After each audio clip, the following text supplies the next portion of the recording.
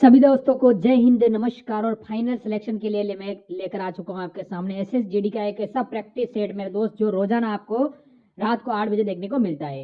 इससे पहले एक बुक की बात कर लेते हैं। एसएसजीडी की आपकी एक नई बुक लॉन्च हुई है मेरे दोस्त, जिसमें न्यू पैटर्न आधार पर 2025 के आधार पर पूरा सिलेबस होगा ऑल एग्जाम क्लास के ऊपर। ठीक है ना? कैसे लेना है वो सारी चीजें इसमें मैं बताने वाला हूँ। पहले आप देखिए मेरे दोस्त, आपको मैं बता दूं, इसमें प्रैक्टिस सेट में आपको मेरे मित्र मात्र गुण 50 रुपए में आपको 15 प्रैक्टिस सेट मिलने वाले हैं। इसमें मात्र गुण 50 रुपए में जिस पीडीएफ आप जो बुक लोगे आप 200 रुपए पड़ेगी, वही मात्र आप व्हाट्सएप नंबर आपको दिया है, इस पर मैसेज कर दीजिए, इस बुक की पूरी पीडीएफ आपको मिल जाएगी। तो चलो पहला क्वेश्चन देखते हैं जो आज हमें क्या कहता है मेरे दोस्त। कि जिस प्रकार पहले युग्म का संबंध है उसी प्रकार दूसरे युग्म में प्रश्न चिन्ह को ज्ञात कीजिए। यहाँ पर जिस प्रकार 71,007 का संबंध 37,005 से है उसी प्रकार 90,099 का संबंध किससे होगा ये हमें बताना है। ठीक है, तो ये हमारा नंबर एनालॉजी का प्रश्न है। तो हम सबसे पहले यहाँ पर ये पता करेंगे कि 71,007 का संबंध 37,005 से कैसे है, उसी प्रकार हम यहाँ पर 90,099 का संबंध बताएंगे। ठीक है, तो यहाँ पे देखिए संख्या को ध्यान से देखिए, संख्या में यहाँ पर बड़ी दिखाई दे रही है। ठीक है, यहाँ पर लिखा है 71,007 और यहाँ पर लिखा है 37,005, यानी यहाँ पर माइनस करके बताया है। अब कितना माइनस करा है तो यहाँ पर देखिए 71,007 से 37,005 यानी यहाँ पर माइनस क्या है 34,002। कितना करा है तो यहाँ पर क्या है 34,002 को माइनस करा है। तो सेम तरीके से यहाँ पर हम क्या करेंगे 90,099 का बताएंगे, तो इसमें भी हम क्या करेंगे 34,002 को माइनस कर लेंगे। ठीक है, तो यहाँ पर अगर हम 34,002 को माइनस करते हैं तो कितने बचेंगे, यहाँ पर देखिए 90,099 यहाँ पर बचेंगे हमारे पास 56,097। कितने बचेंगे 56,097। ठीक है, कितने 56,097। ऑप्शन में देखेंगे तो ऑप्शन में हमारे पास यहाँ पर कहीं भी नहीं है, तो ये लॉजिक हमारा यहाँ पर नहीं लगेगा। ठीक है, तो यहाँ पर थोड़ा सा आप लॉजिक को समझिए। जितना प्रश्न बड़ा होता है, जितना कठिन दिखता है प्रश्न, उतना ही सरल होता है। बस आप लॉजिक को समझिए। यहाँ पर हम क्या करते हैं डिजिट का योग वाला लॉजिक लगाते हैं। अब देखिए जैसे यहाँ पर डिजिट जोड़ते हैं, जैसे 7 होने कितने होंगे 8, 8 0 8 8 0 8 8 7 15। इनका योग हमें कितना मिला है 15 मिला है। ठीक है, अब देखिए हम 37,005 का डिजिट योग देखते हैं। तो यहाँ पर भी 3 और 7 को जोड़ेंगे 10 10 7 10 0 0 10 0 10 ही होगा 10 5 15। इनका योग कितना हो रहा है तो यहाँ पर भी 15 हो रहा है। ठीक है, फिर देखिए दोनों का यहाँ पर योग कितना मिला हमें 15 15 मिला है। ये जो संख्या लिखी इनका संबंध क्या है, योग 15 15 का है। सेम तरीके से 90,099 का पता करते हैं। तो यहाँ पर देखिए जोड़ेंगे इनको, देखिए तो 9 0 9 9 0 9 9 9 18 18 9 27। इसका योग हमें कितना मिला है तो यहाँ पर हमें मिला है 27। यानी जो प्रश्नवाचक चिन्ह है यहाँ पर भी वही संख्या होगी जिसका योग क्या होगा 27 होगा। ठीक है, कितना होगा 27। तो ऑप्शन में हम देखेंगे, ऑप्शन में देखेंगे तो 4 0 4 4 0 4 4 1 5 5 1 6। इसका योग हमें कितना मिला है 6 मिला है। ऑप्शन बी में 8 8 16 16 0 16 16 0 16 16 7 23। इसका योग कितना मिला है तो इसका योग हमें 23 मिला है। ऑप्शन सी में देखेंगे 5 5 10 10 7 17 17 8 25 25 2 27। इसका हमें कितना मिला है 25 मिला है, 27 मिला है। हमें कौन सा चाहिए था 27 वाला चाहिए था, तो ऑप्शन सी में हमें मिला है। ठीक है, ऑप्शन डी को भी जोड़ लेते हैं। 6 6 12 12 0 12 12 0 12 12 7 19। यहाँ पर कितना होगा 19। हमें कौन सा वाला चाहिए था 27 वाला चाहिए था, तो ऑप्शन नंबर सी में दिया है। ऑप्शन नंबर सी हमारा यहाँ पर क्या होगा सही जवाब होगा। ठीक है, तो जो प्रश्नवाचक चिन्ह यहाँ पर क्या होगा तो यहाँ पर होगा 55,782। क्या होगा 55,782। अब चलिए हम बढ़ते हैं प्रश्न 2 पे। अब दूसरे नंबर का प्रश्न दिया है। अब प्रश्न कह रहा है कि निम्नलिखित श्रृंखला में प्रश्न चिन्ह के स्थान पर कौन सी संख्या होगी। यानी हमें यहाँ पर एक श्रृंखला श्रेणी दी है, इसी में एक प्रश्नवाचक चिन्ह दिया है, यहाँ पर कौन सी संख्या होगी यह हमें बताना है। ठीक है, अब देखिए जब भी हम श्रृंखला के प्रश्न को शुरू करते हैं तो सबसे पहले हम संख्या को ध्यान से देखते हैं कि संख्या कैसे लिखी है, किस प्रकार लिखी गई है। ठीक है, तो यहाँ पे देखिए सबसे पहले 12 लिखा, 12 के बाद 26, 26 के बाद 54, 54 के बाद 110 और अगली संख्या हमें बताना है। तो यहाँ पे देखिए अगर हम देखते हैं तो यहाँ पर 12 से 26 यानी लगभग यहाँ पर गुना हो रहा है। तो 12 से 26 की ओर जाते हैं तो 12 का 2 गुना करेंगे तो कितना होंगे 24, और 24 में प्लस 2 करेंगे तो कितना हो जाएंगे 26, और 26 यहाँ पर लिखा है। उसी तरीके से आगे बढ़ते हैं। देखिए 26 से यहाँ पर क्या लिखा है 54, 26 के बाद 54 यानी 26 का भी 2 गुना करते हैं तो 26 का 2 गुना कितना होगा 52, और 52 में अगर हम 2 प्लस करेंगे तो कितना हो जाएंगे 54, और यहाँ पर 54 भी लिखा है। उसी तरीके से आगे बढ़ते हैं तो यहाँ पर 54 के बाद क्या लिखा है 110, यानी 54 का भी अगर हम 2 गुना करेंगे तो कितना होंगे 108, 108 में अगर 2 प्लस करेंगे तो कितना हो जाएंगे 110, 110 भी यहाँ पर लिखा है। उसी तरीके से आगे वाली संख्या बताने के लिए हम क्या करेंगे इसी पैटर्न का फॉलो करेंगे, 2 गुना प्लस 2, 2 गुना प्लस 2। तो यहाँ पर भी 110 का 2 गुना करेंगे तो कितना होंगे 220, और 220 में 2 को जोड़ देंगे कितने हो जाएंगे 222। तो अगली संख्या हमारी कौन सी हो जाएगी 222। ठीक है, ऑप्शन में देखिए तो ऑप्शन नंबर हमें यहाँ पर डी में दिया है ऑप्शन नंबर डी हमारा यहाँ पर सही जवाब हो जाएगा। अब चलिए हम बढ़ते हैं प्रश्न 3 पे। अब तीसरे नंबर का प्रश्न दिया है। अब प्रश्न करें कि निम्नलिखित विकल्पों में से उस विकल्प को चुने जो तीनों से असंगत है। यानी हमें यहाँ पर 4 विकल्प दिया है, इनमें से 3 किसी न किसी प्रकार के समान है लेकिन एक अलग है, उसका ही हमें यहाँ पर चयन करना है। ठीक है, ये हमारा वर्गीकरण का प्रश्न है। अब देखिए यहाँ पर हमें शब्द दिया, जैसे बिस्किट दिया है, ब्रेड दिया है, केक दिया है, चॉकलेट दिया है। इनमें से अलग कौन सा, हमें ये चेक करना है। अब आप तीनों चारों शब्दों को अच्छी तरह से जानते हो कि बिस्किट क्या होती है, ब्रेड क्या होती है, केक क्या होता है, चॉकलेट क्या होती है। अब आपको थोड़ा सा माइंड लगाना है कि इसमें से अलग कौन सा है। तो यहाँ पर सिंपल सी बात है। यहाँ पर क्या है, जो हमें यहाँ पर 3 शब्द दिखाई दे रहे हैं, बिस्किट, ब्रेड, केक, ये बेकरी उत्पाद है, लेकिन चॉकलेट नहीं है, तो चॉकलेट हमारा यहाँ पर असंगत होगा। तो ऑप्शन नंबर हमारा डी वाला इस प्रश्न का सही जवाब होगा। ठीक है, देखिए मैं फास्ट करवा रहा हूँ क्योंकि हम प्रैक्टिस सेट सोल्व कर रहे हैं। तो यहाँ पर आप लॉजिक को समझते चलिए, बाकी आप वीडियो को देखिए। ठीक है, अब चलिए हम बढ़ते हैं प्रश्न 4 पे। अब 4 नंबर का प्रश्न दिया है। अब प्रश्न करें कि उस वेन आरेख का चयन करें जो निम्नलिखित वर्गों को सही ढंग से निरूपित करता है। यानी हमें यहाँ पर सरीसृप दिया है, मगरमच्छ दिया है, मछली दिया है और कछुआ दिया है। इनका वेन डायग्राम कैसा बनेगा, ये प्रश्न हमें पूछा है। ठीक है, ये हमारा वेन डायग्राम का प्रश्न है। अब देखिए, जब भी हम वेन डायग्राम के प्रश्न को सोल्व करते तो आपको क्या करना है, जो शब्द में दिए जाते 3 या 4, उनको ध्यान से देखना है कि उनका आपस में कोई संबंध है या नहीं है। तो यहाँ पर देखिए, आपको पता है सरीसृप आप जानते हैं, मगरमच्छ जानते हैं, मछली को जानते हैं, कछुआ को जानते हैं, मतलब चारों को जानते हो। हम क्या करेंगे, प्रश्न को अच्छे से सोल्व करने के लिए एक एक शब्द का डायग्राम बनाते हैं ताकि प्रश्न गलत ना हो। ठीक है, तो यहाँ पर सबसे पहले हम सरीसृप का डायग्राम बना लेते हैं। तो ये हमने क्या किया, सरीसृप का डायग्राम बना लिया है। उसके बाद फिर हम यहाँ पर दूसरे शब्द का बनाएंगे, जो कि हमें यहाँ पर दिया है मगरमच्छ। अब मगरमच्छ का डायग्राम बनाने से पहले हम ये देखेंगे कि पहले हमने सरीसृप का डायग्राम बनाया कि उनका मगरमच्छ से आपस में इनका संबंध है या नहीं है। तो आप कहोगे जो मगरमच्छ सरीसृप के अंदर आता है, तो यहाँ पर डायग्राम कैसा बनेगा, अंदर बन जाएगा। अब क्यों अंदर आता है, क्योंकि देखिए सरीसृप वो जंतु होते हैं, सरीसृप के अंदर वो जंतु या जानवर आते हैं जो पानी के अंदर भी रह सकते हैं और बाहर भी रह सकते हैं, जलीय और स्थलीय। ठीक है, इसीलिए अब हम यहाँ पर तीसरे शब्द का बनाएंगे, जो कि हमें यहाँ पर दिया है मछली। अब मछली का डायग्राम बनाने से पहले हम ये देखेंगे कि मछली का मगरमच्छ से कोई संबंध है या नहीं है और सरीसृप से है या नहीं है। तो आप कहोगे मगरमच्छ से तो कोई भी संबंध नहीं है, लेकिन सरीसृप से भी नहीं है, क्योंकि देखिए मछली एक ऐसा जीव है जो केवल पानी में ही जीवित रह सकता है और बाहर नहीं, इसीलिए यहाँ पर ये अलग होगा। कैसा होगा, अलग हो जाएगा। ठीक है, क्योंकि देखिए मगरमच्छ पानी में भी जीवित रहता है और बाहर भी रह सकता है, इसलिए सरीसृप के अंदर हो जाएगा। उसके बाद हम यहाँ पर क्या करेंगे, चौथे शब्द का बनाएंगे, जो कि हमें यहाँ पर दिया है कछुआ। अब कछुआ का डायग्राम बनाने से हम देखेंगे कछुआ का मछली से कोई संबंध है कि नहीं, मगरमच्छ से कि नहीं और सरीसृप से है कि नहीं। तो आप कहोगे कछुआ का मछली से कोई भी संबंध नहीं है, यहाँ पर मगरमच्छ से भी कोई भी संबंध नहीं है। ठीक है, इन दोनों तीनों से कोई भी संबंध नहीं है, लेकिन कछुआ का सरीसृप से संबंध है, क्योंकि देखिए कछुआ भी ऐसा जीव है जो पानी के अंदर भी रह सकता है और बाहर भी रह सकता है। ठीक है, तो यहाँ पर इसका सरीसृप से संबंध है, मतलब ये सरीसृप के अंदर आ जाएगा, लेकिन यहाँ पर मगरमच्छ से अलग बनेगा। तो डायग्राम कैसा बना, हमारा कुछ इस टाइप से बना है। ठीक है, ऑप्शन में देखेंगे तो ऑप्शन नंबर हमें यहाँ पर बी में दिया है, तो ऑप्शन नंबर बी हमारा यहाँ पर सही जवाब होगा। ठीक है, आपको यहाँ पर आसानी से समझ में आ चुका होगा। अब चलिए हम बढ़ते हैं प्रश्न 5 पे। अब 5 नंबर का प्रश्न दिया है। अब प्रश्न करें कि किसी निश्चित कोड भाषा में किंग्स को RFMHJ कोडित किया जाता है, तो क्यून को कैसे कोडित करेंगे, ये प्रश्न हमें पूछा है। ठीक है, तो ये हमारा कोडिंग डिकोडिंग का प्रश्न है। अब कोडिंग डिकोडिंग का आपको पता है, अल्फाबेट में जो 1 से लेकर 26 लेटर है उनके ही साथ हमें खेल खेलना है, यानी माइनस प्लस जो भी हो रहा है उसका विपरीत है, जो भी हो रहा है वही देखते हैं हम। ठीक है, और कैसे चेक करते हैं, तो यहाँ पर जो किंग्स लिखा है इनके लेटर के बाद हम एक एक लेटर को यहाँ पर देखते हैं। ठीक है, कि माइनस करके लिखा है, प्लस करके लिखा है, पीछे से लिखा, आगे से लिखा, क्रॉसिंग करा है या उनका विपरीत लिखा है। तो यहाँ पर देखिए, अगर हम एक एक को देखते हैं तो यहाँ पर के से यहाँ पर आर, मतलब यहाँ पर प्लस कितना किया है, 7। यही तरीका यहाँ पर भी हम 7 प्लस करके देख लेते हैं। तो यहाँ पर क्यू 17 नंबर पे 7 प्लस करेंगे तो 24 नंबर पे आपको पता है क्या आता है, 100 होता है, लेकिन ऑप्शन में शुरू में कहीं भी 100 नहीं है, तो ये लॉजिक हम नहीं लगाएंगे। अब क्या करते हैं, पीछे से देखते हैं। आगे वाला देखा, पीछे से यहाँ पर एस के बाद आर, मतलब यहाँ पर क्या क्या, तो यहाँ पर -1 कर रहा है। ठीक है, फिर और इधर देखेंगे तो यहाँ पर भी -1 हो रहा है। क्या हो रहा है, -1। सेम तरीके से इधर पीछे से एक बार -1 करके देख लेते हैं। तो इसमें -1 करेंगे। ठीक है, यहाँ पर -1 करेंगे तो ये कौन सा लेटर होगा, एम होगा। ऑप्शन में देखेंगे तो ऑप्शन नंबर बी में हमें एम दिया है, इसका मतलब ये लॉजिक लग सकती है।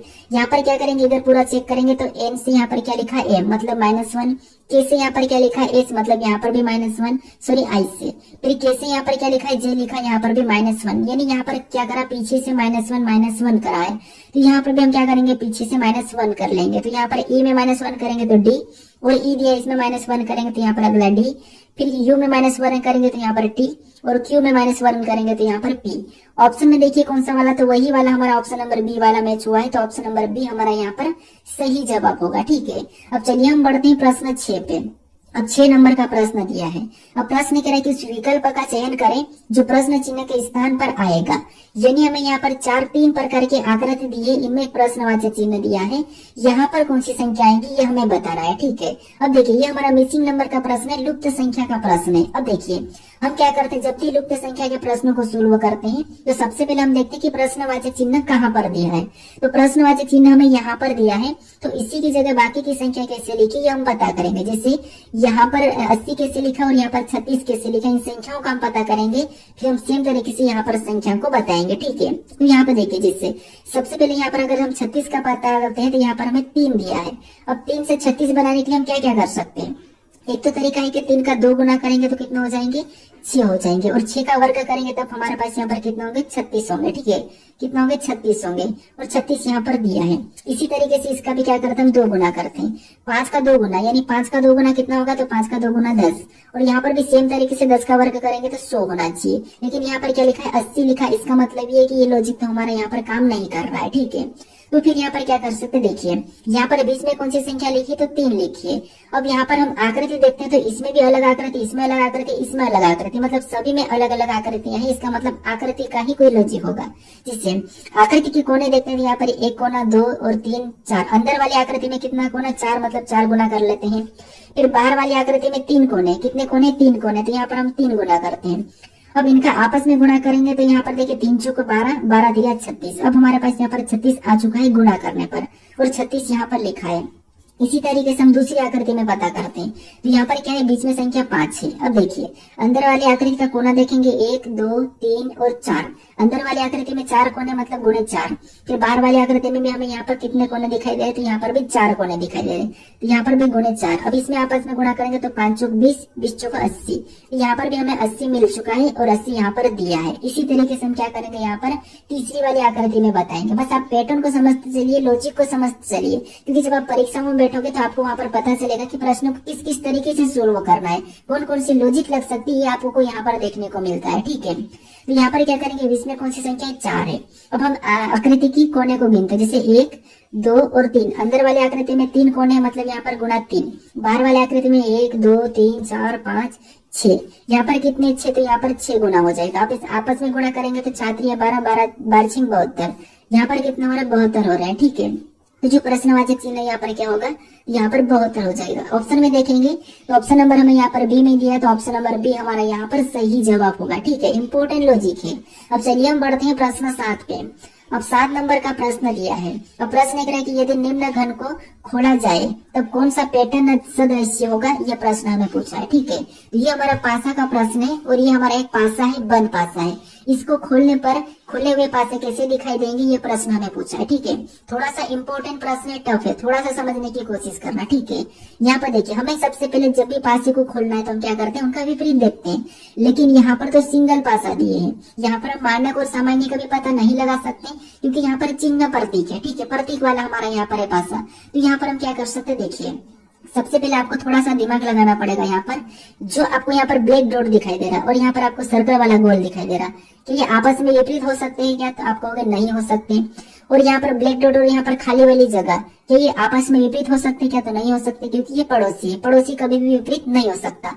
और यहाँ पर भी देखिए सर्कल और ये खाली जगह, क्या आपस में विपरीत होंगे क्या, तो ये भी नहीं होंगे, मतलब ये आपस में विपरीत नहीं होंगे। ठीक है, तो हम ऑप्शन में यही चेक कर लेंगे कि ये आपस में विपरीत तो नहीं है। तो यहाँ पर देखिए ऑप्शन ए में चेक करते हैं, तो यहाँ पर विपरीत आपको पता है, हम एक छोड़ के एक चलते हैं। जैसे इसका विपरीत ये, इसका विपरीत ये, और इसका विपरीत ये, हम ऐसे देखते हैं। ठीक है, तो यहाँ पर देखेंगे तो यहाँ पर हमें ब्लैक डॉट और यहाँ पर गोल सर्कल आपस में विपरीत दिखाई दे रहे हैं, लेकिन यहाँ पर तो पड़ोसी है, इसका मतलब ये है कि विपरीत नहीं हो सकते, तो ये वाला हमारा पासा नहीं हो सकता है। ठीक है, उसके बाद ऑप्शन बी को देखेंगे, तो यहाँ पर खाली जगह का विपरीत खाली जगह, ठीक है, ये हो सकता है।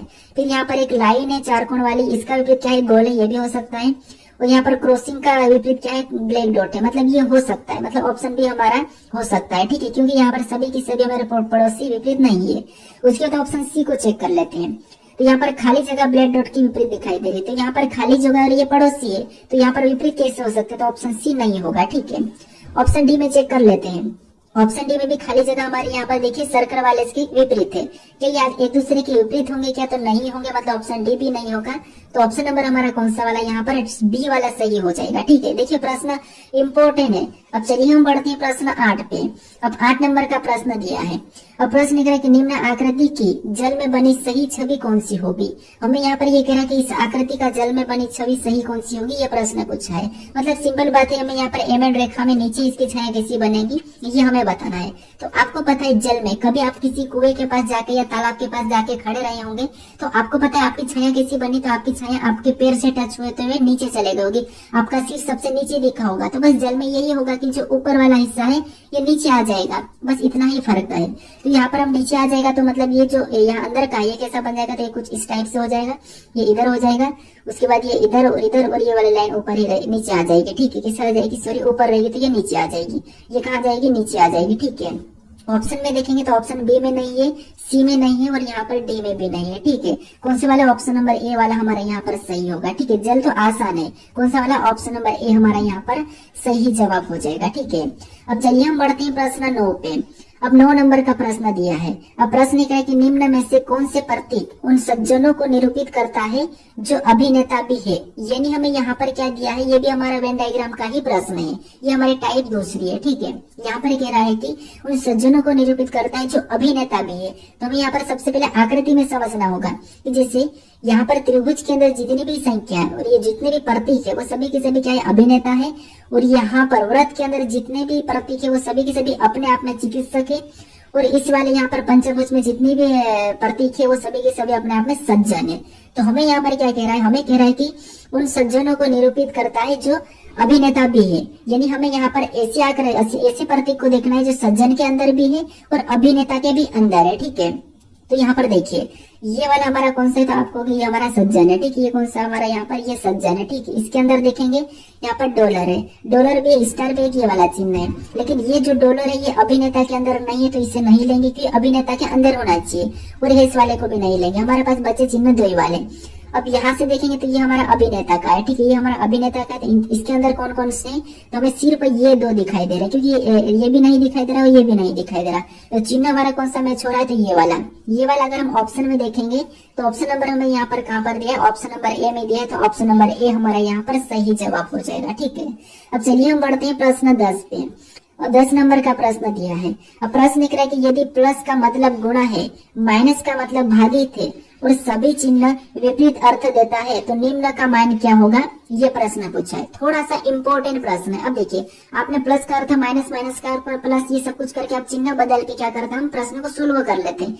हमें यहाँ पर ये करा है कि देखिए सबसे पहले हमें यहाँ पर कहा कि प्लस का मतलब क्या है, गुणा है, और माइनस का मतलब भागित है, और सभी चिन्ह विपरीत अर्थ देता है तो निम्न का मान क्या होगा, ये प्रश्न पूछा। हमें 2 ही चिन्ह का मतलब बताया और कहा कि विपरीत अर्थ। विपरीत अर्थ का मतलब ये है कि जैसे अगर प्लस का अर्थ क्या है, गुणा है, तो गुणा का अर्थ प्लस हो जाएगा, बस इतना समझना है। ठीक है, तो यहाँ पर देखिए सबसे पहले क्या होगा, तो प्लस का अर्थ क्या है, गुणा है, तो गुणा का अर्थ प्लस हो जाएगा।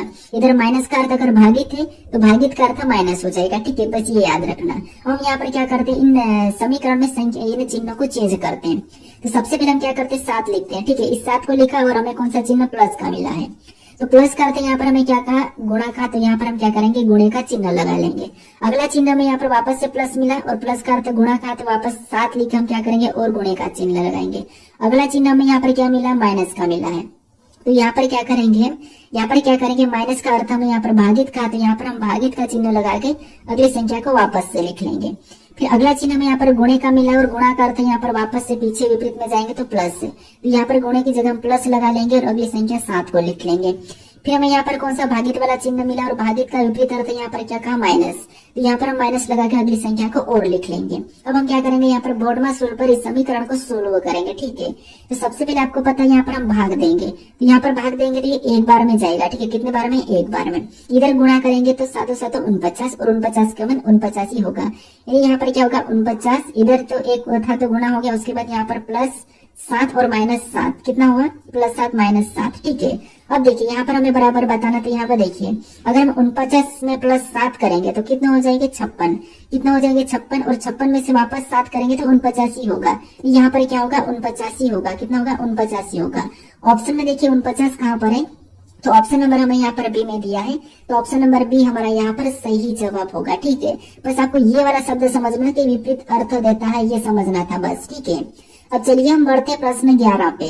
अब 11 नंबर का प्रश्न दिया है। अब प्रश्न एक रहा कि यदि बी सी की माँ है, डी सी की बहन है, सी ए की बेटी है और ई डी का बेटा है, तो ए इससे किस प्रकार संबंधित है, ये प्रश्न हमें पूछा है, ठीक है। तो ये हमारा रक्त संबंध का प्रश्न है, ब्लड रिलेशन का प्रश्न है। अब देखिए जब भी हम ब्लड रिलेशन के प्रश्न को सोल्व करते हैं तो प्रश्न को हम थोड़ा थोड़ा पढ़ के सोल्व करते हैं, ठीक है। जिससे यहाँ पर देखिए यदि बी सी की माँ है, ठीक है, यानी बी क्या है तो बी सी की माँ है, तो यहाँ पर क्या करते हैं बी सी की माँ बना लेते हैं, तो बी सी की माँ है तो ये एक माइनस लगा लेते हैं, महिला है। अब आगे प्रश्न पूछा है कि डी सी की बहन है, क्या कहा है डी सी की बहन है, मतलब ये है कि डी क्या है तो डी सी की बहन है, ठीक है। तो यहाँ पर हम इसकी बहन बना लेते हैं, कौन है डी सी की बहन है। उसके बाद आगे प्रश्न पूछा है कि सी ए की बेटी है। आगे प्रश्न क्या कह रहा है कि सी ए की बेटी है, मतलब ये ए की बेटी, इसका मतलब ये है कि बी का पति होगा तब तो बेटी होगी, तो ये क्या है ए हो जाएगा, ये इसका पति हो जाएगा, ठीक है। बी और ये आपस में पति पत्नी है। अब आगे प्रश्न पूछा है कि ई डी का बेटा है, ई क्या है तो ई डी का बेटा है। अब डी का बेटा कौन है ई है, तो यहाँ पर हम बेटा बना देते हैं ये तो ये नीचे आ जाएगा, ठीक है। ये बेटा है तो प्लस का चिन्ह लगा लेते हैं। अब प्रश्न पूछ रहा है कि तो ए इससे किस प्रकार संबंधित है, ए इससे किस प्रकार संबंधित है, ये प्रश्न हमें पूछा है। मतलब यहाँ पर ये है कि यहाँ पर भी से लगा है, उससे हमें उल्टा बताना है। तो यहाँ पर ई का ए क्या लगेगा हमें ये बताना है, तो यहाँ पर ई है और ई का ए क्या लगेगा ये हमें बताना। तो यहाँ पर देखिए सबसे पहले अगर हम देखेंगे तो ये अपन खुद है, ठीक है, ई मतलब अपन खुद है। अब आप यहाँ पर हो और ये आपकी माँ है, आपकी माँ और ये आपकी बहन, ये कौन है ये आपकी बहन है, ठीक है, बेटी मतलब बहन है। उसके बाद ये आपकी बहन है, ठीक है, ये आपकी बहन है और ये आपकी माँ है, सॉरी ये आप हो और ये आपकी माँ और ये आपकी माँ की बहन और आपकी माँ की बहन की माँ और ये पिता। इसका मतलब ये कि आपका भी ये पिता होगा, कौन होगा आपका भी ये पिता ही होगा। अब देखिए ये आप हो, ठीक है, सॉरी ये इनके आपकी माँ का पिता होगा। अब ये आप हो और आपकी माँ का ये पिता है, कौन है ये आप हो और ये आपकी माँ का पिता ए है। तो हमें पूछा है कि इससे किस प्रकार संबंधित ए, मतलब आपका ए क्या लगेगा तो आपको होगा नाना लगेगा, क्या लगेगा नाना लगेगा। तो ऑप्शन में देखिए, ऑप्शन में हमारे पास यहाँ पर नाना नहीं है, तो इसका मतलब ये है कि अपनी माँ का पिता लगेगा। तो ऑप्शन में हमें ये दिया है, तो ऑप्शन नंबर हमारा यहाँ पर कौन सा वाला ए वाला सही जवाब हो जाएगा, ठीक है। कौन सा वाला ऑप्शन नंबर है माँ का पिता, ठीक है। अब चलिए हम बढ़ते हैं प्रश्न 12 पे। अब 12 नंबर का प्रश्न दिया है।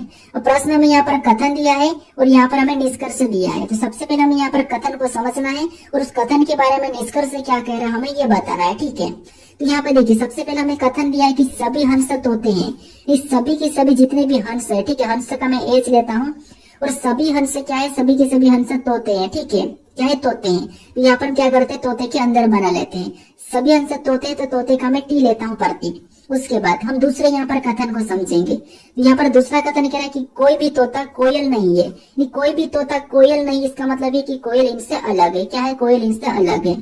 अब देखिए इसके बारे में हमें यहाँ पर निष्कर्ष क्या कह रहा है हम ये देखेंगे, ठीक है।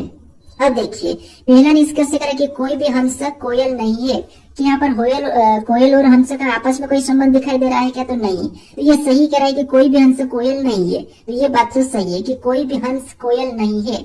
उसके बाद दूसरे को देखते हैं। दूसरे कह रहा है कि सभी तोते हंस है, कि आपको यहाँ पर सभी तोते हंस दिखाई दे रहे हैं क्या, तो आप कहोगे सभी तोते हंस नहीं है, सभी हंस तोते हैं।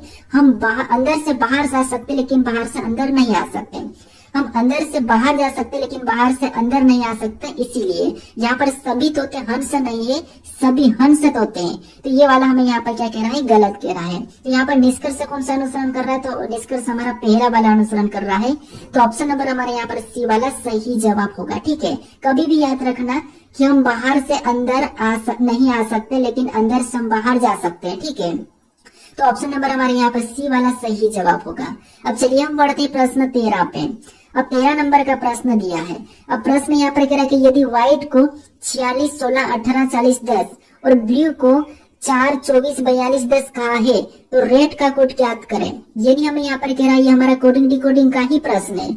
हमें यहाँ पर व्हाइट का कोड दिया है संख्या में और ब्लू का भी कोड हमें संख्या में दिया है और रेट का हमें पूछा है। अब देखिए हमें क्या करना है, अल्फाबेट में क्या करना है, माइनस प्लस करके देखना है। एक तरीका वो भी आपको मैं बताया था कि जब भी लेटर से संख्या दी जाती है कोड, तो उस कंडीशन में हम क्या करते हैं, उन लेटर को संख्या में लिख लेते हैं। ठीक है, जिससे आपको पता होगा कि WABCD में कितने नंबर पे आता है, तो आपको होगा 23 नंबर पे आता है।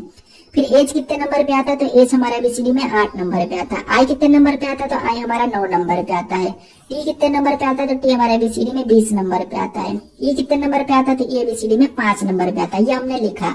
अब यहाँ पर संख्या 46, 16, 18, 40, 10 लिखा है। अब इन्हीं संख्या से हमें वो संख्या बनाना है। ठीक है, तो यहाँ पर देखिए अगर इसका हम 2 गुना करते हैं, ठीक है, 23 का 2 गुना कितना होगा, तो 46 होगा। ठीक है, कितना होगा, 46 और 46 यहाँ पर लिखा है। 8 का भी 2 गुना कितना होगा, तो 8 दूनी 16, कितना होगा 16 और 16 भी यहाँ पर लिखा है। यहाँ पर देखिए 9 का 2 गुना कितना होगा, तो 9 का 2 गुना 18 और यहाँ पर भी 18 लिखा है।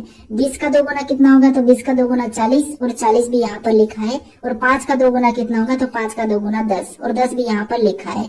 कुल मिलाकर यहाँ पर लॉजिक ये है कि हमें लेटर को संख्या में बदलना है और 2 गुना करना है। सेम तरीके से ब्लू का पता कर लेते, जैसे बी हमारा 2 नंबर पे आता है। 2 का 2 गुना 4, यहाँ पर 4 लिखा है। फिर एल हमारा 12 नंबर पे आता है। 12 का 2 गुना 24, यहाँ पर 24 लिखा है। ये हमारा 21 नंबर पे आता है। 21 का 2 गुना 42, 42 लिखा है।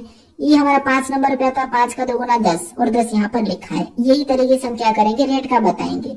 सबसे पहले संख्या में लिखेंगे तो आर कितने नंबर पे आता है, तो आपको हो गया 18 नंबर पे आता है। ई कितने नंबर पे, तो 5 नंबर पे। डी कितने नंबर पे, 4 नंबर पे। इनका 2 गुना करना है, तो 18 का 2 गुना, 5 का 2 गुना और 4 का 2 गुना। तो 18 का 2 गुना कितना होगा, 36। उसके बाद 5 का 2 गुना कितना होगा, 10। उसके बाद 4 का 2 गुना 8। ये हमें ऑप्शन में देखना है। ऑप्शन में देखिए 36, 10, 8। 36, 10, 8 हमें ऑप्शन नंबर सी में दिया है। ऑप्शन नंबर सी हमारा यहाँ पर सही जवाब होगा। ठीक है, जब तक आप इन कोडों का पता नहीं करते हो तब तक आप यहाँ पर रेट का नहीं बता सकते। ठीक है, इसलिए आपको सबसे पहले उनका पता करना जरूरी है। अब चलिए हम बढ़ते हैं प्रश्न 14 पे। अब 14 नंबर का प्रश्न दिया है। अब प्रश्न कह रहा है कि निम्न में से कौन सा अधिवर्ष नहीं है। हमें यहाँ पर कह रहा है कि कौन सा अधिवर्ष नहीं है। अब अधिवर्ष का मतलब आपको पता होना चाहिए कि अधिवर्ष किसे कहते हैं। तो अधिवर्ष मतलब लीप वर्ष। अधिवर्ष का मतलब है लीप वर्ष। तो यहाँ पर कह रहा है कि कौन सा एक लीप वर्ष नहीं है। अब लीप वर्ष का मतलब ये है कि जिसमें 4 से पूरा भाग चले जाता है वो क्या होता है, लीप वर्ष होता है। जिसमें भाग नहीं जाता वो सामान्य वर्ष है। अब यहाँ पर हमें पीछे 2 जीरो दिखाई दे, इसका मतलब ये कौन से वर्ष है, ये शताब्दी वर्ष है। तो शताब्दी वर्ष में हम क्या करते हैं, 400 से भाग देते हैं। तो यहाँ पर 400 से भाग देंगे तो आपको पता है 400 का मतलब ये है कि यहाँ पर 2 जीरो तो कट ही जाएंगे, क्योंकि यहाँ पर अगर हम देखिए यहाँ पर हम 400 से भाग देते हैं। ठीक है, क्या करते हैं, 400 पे भाग देखें तो भाग देंगे तो 0 से 0 कट जाएगा, 4 बचा। तो यहाँ पर इसमें 88 में भाग देंगे तो 4 दूनी 8, 4 दूनी 8, मतलब ये 22 बार में चले गया। ठीक है, पूरा भाग गया। उसके बाद यहाँ पर भी हम 400 से भाग देंगे, तो इसमें 400 से भाग देंगे तो 2 जीरो से 2 जीरो तो ये कट जाएंगे। और 4 से 4 छिंग 4 एकम 4 और 4 दूना 8, ये 12 बार में कटा है, मतलब ये भी भाग पूरा चले गया। उसके बाद यहाँ पर भी 400 से भाग देंगे तो देखिए यहाँ पर 400 से भाग देंगे तो 2 जीरो से 2 जीरो कटेंगे, 4 छिंग 24, इसमें भाग नहीं गया है। ठीक है, इसमें भाग नहीं जा रहा है, तो ये हमारा एक लीप वर्ष नहीं है।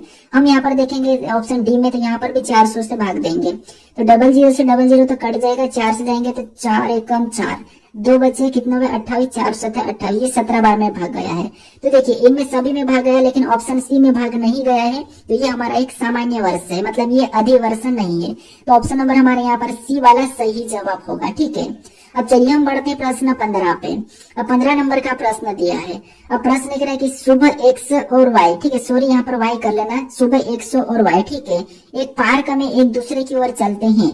जब वे मिलते हैं तो वाई की छाया एक्स के बाई ओर बनती है। एक्स किस दिशा की ओर मुख करके खड़ा है, ये प्रश्न हमें पूछा है। ये हमारा कौन सा दिशा दूरी का प्रश्न है। आपको यहाँ पर क्या करना है, इसको वाई बना लेना है। ठीक है, क्या करना है, इसको वाई बना लीजिए। अब देखिए प्रश्न को पढ़िए। शुभ एक्स और वाई एक पार्क में एक दूसरे की ओर चलते हैं। शुभ का मतलब ये है कि आपको दिशा पता होगी कि ये उत्तर, हम क्या करते हैं, ऊपर की ओर उत्तर रहता है, नीचे दक्षिण रहता है, राइट में पूर्व और लेफ्ट में पश्चिम, ये आपको दिशा पता होगा। अब सुबह, तो सुबह सूर्य मतलब किधर से निकलेगा, तो आप कहोगे सूर्य इधर पूर्व की ओर से निकलेगा। ठीक है, तो इसकी छाया किधर पड़ेगी, तो आप कहोगे इसकी छाया पश्चिम की ओर गिरती है। सूर्य की छाया किधर गिरेगी, तो आप कहोगे पश्चिम की ओर गिरतेगी। सुबह पश्चिम की ओर सूर्य की छाया गिरती है, मतलब अपनी छाया पश्चिम की ओर बनती है, ठीक है, सुबह की ओर। तो यहाँ पर कह रहा है कि सुबह एक्स और वाई एक पार्क में एक दूसरे की ओर चलते हैं, एक दूसरे की ओर। जब वे मिलते हैं तो वाई की छाया एक्स के बाएं ओर बनती है, वाई की छाया एक्स के बाएं ओर बनती है। अब बाएं ओर बनती है, इसका मतलब ये है कि छाया किधर बनेगी, तो आपको पता हमेशा सुबह तो इधर ही पश्चिम की ओर ही बनेगी छाया, ठीक है। अपनी छाया किधर गिरेगी, बाएं ओर, मतलब पश्चिम की ओर ही गिरेगी, इसका मतलब बाएं ओर गिर रही है, एक्स के बाएं ओर। वाई की छाया एक्स के बाएं ओर गिर रही है, इसका मतलब ये है कि एक्स किधर घूम के खड़ा होगा तब इसकी बाएं ओर गिरी, तो एक्स यहाँ पर उत्तर की ओर घूम के खड़ा होगा तब जाके इसकी छाया किधर गिरेगी, बाया की ओर गिरेगी, बाई ओर गिरेगी, ठीक है। तो एक्स किस दिशा की ओर मुख करके खड़ा है, ये प्रश्न में पूछ रहा है। तो जब एक्स उत्तर की ओर घूम के खड़ा रहेगा तब इसकी छाया किधर गिरेगी, बाई ओर गिरेगी। कि अपना बाया देखिए, आपको खुद को ले लीजिए, आपका बाया किधर है, इस साइड है, तो इसकी छाया सुबह किधर गिरेगी, इधर गिरेगी। शाम को इसकी छाया इधर गिरेगी, क्योंकि शाम को सूर्य इधर आ जाता है, ठीक है। तो इसीलिए यहाँ पर सही जवाब हमारा होगा कि एक्स उत्तर की ओर मुख करके खड़ा है। तो ऑप्शन में देखिए उत्तर कहाँ पर है, तो ऑप्शन नंबर डी में दिया है, तो ऑप्शन नंबर डी हमारा यहाँ पर सही जवाब हो जाएगा, ठीक है। अब चलिए हम बढ़ते हैं प्रश्न 16 पे। अब 16 नंबर का प्रश्न दिया है। अब प्रश्न कह रहा है कि यदि घड़ी में 10 बजे हो तो घड़ी के घंटे और मिनट वाली सुइयां कितने डिग्री का कोण बनाती है, ये प्रश्न पूछा है। अब देखिए, किसी घड़ी में 10 बजे हैं और उनमें घंटे और मिनट वाली सुइयां कितने डिग्री का कोण बनाएगी, ये प्रश्न पूछा है। सबसे पहले तो आपको घड़ी को समझना चाहिए, घड़ी को पता होना चाहिए, याद होना चाहिए कि ये घड़ी है, ठीक है। यहाँ पर 12, नीचे 6, उसके बाद इधर 3 और यहाँ पर 9, बीच में आपको होगा तो यहाँ पर 8 और 7 और यहाँ पर क्या होगा 5 और यहाँ पर 4, इधर 2 और इधर 1 बजेगा, ठीक है। इधर 10 और यहाँ पर 11। अब देखिए यहाँ पर कह रहा है कि 10 बजे, मतलब एक यहाँ पर काटा होगा और ये घंटे वाला काटा है, ठीक है। कह रहा है कि 10 बजे घंटे और मिनट किसी कितने डिग्री का कोण बनाएगी। तो यहाँ पर 10 बजे, ठीक है, कितने 10 बजे और यहाँ पर फिक्स 12, मतलब 10 बजे मतलब 00, मतलब ये वाला काटा यहाँ पर रहेगा। तो कितने घंटे का अंतर है, 1 2, मतलब घंटे वाली सुई 1 घंटे में कितने डिग्री का कोण बनाती, तो 30 डिग्री का। कितने 30 दिख रहा, 1 घंटे में 30 डिग्री, मतलब यहाँ पर 2 घंटे का अंतर है। यहाँ पर हम 2 गुना कर लेंगे तो यहाँ पर कितना हो जाएगा 60, यानी कि 60 डिग्री का कोण बनाएगी। ऑप्शन में देखिए 60 डिग्री, तो ऑप्शन नंबर हमें यहाँ पर सी में दिया है, ऑप्शन नंबर सी हमारा यहाँ पर सही जवाब होगा, ठीक है। अगर मिनट दिया रहता तो आपको पता है मिनट में भी देखिए, जैसे मान लो 20 मिनट कहा तो मिनट की सुई 20 मिनट में क्या करती है, आधे डिग्री यानी कि 10 डिग्री बनाएगी, हर मिनट के आधे बनाती है। लेकिन हमारा यहाँ पर फिक्स 10 बजे कहा था, तो ऑप्शन नंबर सी हमारा यहाँ पर सही जवाब हो जाएगा। अब चलिए हम बढ़ते हैं प्रश्न 17 पे। अब 17 नंबर का प्रश्न दिया है। अब प्रश्न कह रहा है कि यहाँ पर देखिए दी गई आकृति कौन से विकल्प में सन्निहित है, यानी जो आकृति हमें यहाँ पर प्रश्न आकृति दी है ये किस विकल्प में दिखाई दे रही है, ये हमें बताना है, ठीक है। आसान भाषा में समझिए। तो देखिए यहाँ पर अगर हम देखेंगे तो ऑप्शन कहाँ कहाँ पर दिखाई दे रही है, तो इस बार करें एक तो हमें यहाँ पर बनती हुई नजर आ रही है, बाकी हमें ये वाला भी फर्स्ट वाला दिखाई दे रहा है। फिर यहाँ सीधे लाइन जाना चाहिए, तो यहाँ पर सीधे लाइन नहीं कि ऑप्शन डी नहीं होगा, सी भी नहीं होगा, ए भी नहीं होगा, ये हमारी सीधी लाइन गई। उसके बाद यहाँ से देखेंगे तो ये वाली हमारी यहाँ पर पूरी यहाँ पर मैच हो गई, ठीक है। तो ऑप्शन नंबर कौन से वाला में सन्निहित है, तो ऑप्शन नंबर बी में सन्निहित है, तो ऑप्शन नंबर बी हमारा यहाँ पर सही जवाब हो जाएगा, ठीक है। अब चलिए हम बढ़ते हैं प्रश्न 18 पे। अब 18 नंबर का प्रश्न दिया है। अब प्रश्न कह रहा है कि दी गई आकृति में कितनी सीधी रेखाएं हैं, यानी इस आकृति में कितनी सीधी रेखाएं, इसी कितनी सीधी रेखाएं हैं, ये प्रश्न हमें पूछा है। तो यहाँ पर ना तो हमें वर्ग बताना ना हमें आयत बताना, हमें तो यहाँ पर बताना कि सीधी रेखाएं कितनी है। अब देखिए यहाँ पर सीधी रेखा गणित, तो सबसे पहले इधर आड़ी वाले को 1, उसके बाद यहाँ से ये 2, उसके बाद ये 3, ये 4, उसके बाद ये 5 और ये 6। इधर से कौन सी कितनी रेखा है, तो यहाँ पर ये वाली 6 रेखा है, ठीक है। ये वाली कितनी है, 6 है। फिर हम यहाँ पर खड़ी वाले देखते हैं, तो खड़ी वाले में एक हमारी एक ये है, फिर ये 2, फिर ये 3, ये 4, ये 5 और ये 6 हमारी खड़ी वाली भी है, ठीक है। सॉरी यहाँ पर ये वाली लाइन कितनी है, तो ये वाली 6 है। मतलब टोटल हमारे पास यहाँ पर कितनी लाइन मिली है, तो यहाँ पर हमें 12 मिली है। ऑप्शन में देखेंगे 12, तो हमें ऑप्शन नंबर कहाँ पर दिया है, तो ऑप्शन नंबर बी में दिया है। ऑप्शन नंबर बी हमारा यहाँ पर सही जवाब होगा, ठीक है। अब चलिए हम बढ़ते हैं प्रश्न 19 पे। अब 19 नंबर का प्रश्न दिया है। अब प्रश्न करें कि एक जंगल में क्रम से 720 पेड़ है, जिसमें सेब का स्थान शुरू से 320वें स्थान पर है, तो पीछे से सेब का स्थान क्या होगा, यह प्रश्न हमें पूछा है, ठीक है। अब देखिए ये हमारा क्रम व्यवस्था का प्रश्न है। एक जंगल में टोटल पेड़ों की संख्या कितनी है, 720 है, ठीक है। कितनी है, 720 शुरू से। उसमें पूछा है कि सेब का शुरू से स्थान कितना है, तो 320 से, तो पीछे से कितना होगा, ये प्रश्न पूछ रहा है। हम क्या करते हैं, कुल में से जब भी हम कोई सा स्थान बताते हैं तो हमें एक स्थान दिया जाता है, उसको घटा के हम क्या करते हैं, प्लस कर देते हैं। तो यहाँ पर कुल हमारे पास 720 पेड़ है, उसमें से सेब का स्थान शुरू से कितना है, तो शुरू से 320 से, तो 320 को घटा के हम क्या करेंगे, यहाँ पर +1 कर लेंगे। तो 720 में 320 को घटाएंगे तो कितना बचेंगे 400, और 400 में +1 करेंगे तो हमारे पास यहाँ पर क्या हो जाएगा 401 हो जाएगा। कितना हो जाएगा 401। तो यहाँ पर 401 हम ऑप्शन में देखेंगे तो ऑप्शन नंबर बी में दिया है। ऑप्शन नंबर बी हमारा यहाँ पर सही जवाब होगा। ठीक है, अब चलिए हम बढ़ते हैं प्रश्न 20 पे। अब 20 नंबर का प्रश्न दिया है। अब प्रश्न कह रहा है कि नीचे दी गई आकृति में कितने पंचभुज है, यानी इस आकृति में कितने पंचभुज है, ये प्रश्न पूछा है, ना कि आपको यहाँ पर त्रिभुज बताना है। तो देखिए हर बार आप त्रिभुज वाला प्रश्न सोल्व करते हैं आपको सभी आना चाहिए, पंचभुज चतुर्भुज सब कुछ आना चाहिए। ठीक है, तो यहाँ पर आपको बताना है कि पंचभुज की संख्या कितनी है। तो यहाँ पर देखिए सबसे पहले हम किसी एक हिस्से को पकड़ के चलेंगे। तो यहाँ पर मान लीजिए हम इस हिस्से से पकड़ लेते हैं। ठीक है, पहला वाला मैं बताता हूँ। तो यहाँ पर 1, फिर ये 2, यहाँ से 3, ये 4, ये 5, ये मतलब पंचभुज है। ठीक है, ये हमने पंचभुज पहला वाला पता कर लिया, क्योंकि 5 कोने वाला चाहिए तो यहाँ से हमारा 5 कोने वाला मिल चुका है। ठीक है, ये हमारे पास 5 कोने वाला है। ठीक है, कितने 5 को मतलब ये पंचभुज है। उसके बाद फिर हम और देखेंगे तो यहाँ पर देखिए जैसे इधर देखेंगे तो एक और हमारा यहाँ से बन रहा है, जैसे यहाँ से चलेंगे। ठीक है, यहाँ से हम और चलते हैं तो यहाँ से एक ये, यहाँ से ये, यहाँ से ये, यहाँ से ये। ठीक है, ये हमारा एक पंचभुज है। ठीक है, यहाँ से ये सीधे चले गया।